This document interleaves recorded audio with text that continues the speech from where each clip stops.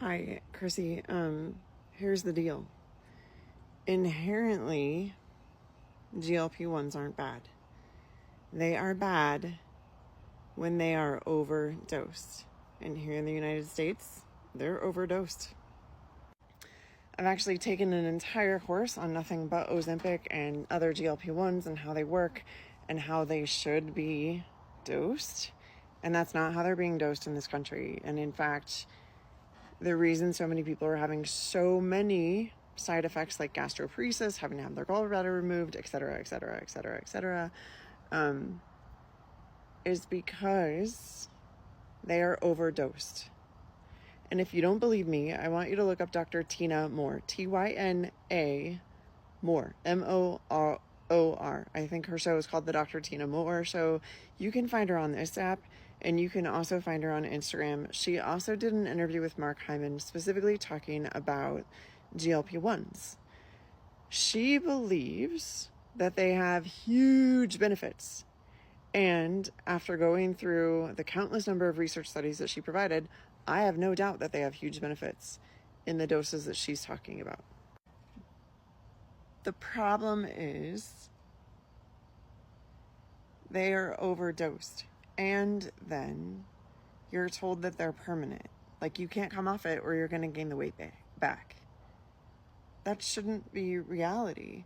And she's using them to treat things like Alzheimer's, type 1 diabetes, autoimmune disorders, hormone dysfunction, generalized joint pain from years of abusing your body. And the way that she's doing it is she starts people out somewhere between 0.05 milligrams and 0.01 milligrams. What's your dose? And then she talks about all the other things that you need to be doing in order to stay on these drugs and be monitored by her. And that includes tracking your nutrients, tracking your exercise, strength training, because one of the major side effects of these drugs is a 30% loss in lean skeletal muscle mass, which means that as you age, you become metabolically less stable. It means that you become more frail.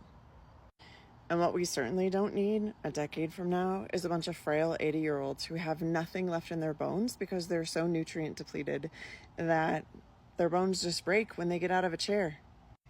She also proposes that these should be cycled on and off, and that it should be something like a 3 to 6 week cycle on and a 3 to 6 week cycle off.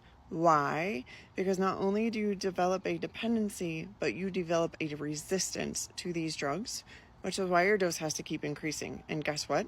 They only make more and more money when you do that. And for the people that are using these that truly want to be healthy, they're actually seeking out services from me because they want to learn how to eat right. They want to learn how to cook for their family so that this doesn't happen to their children.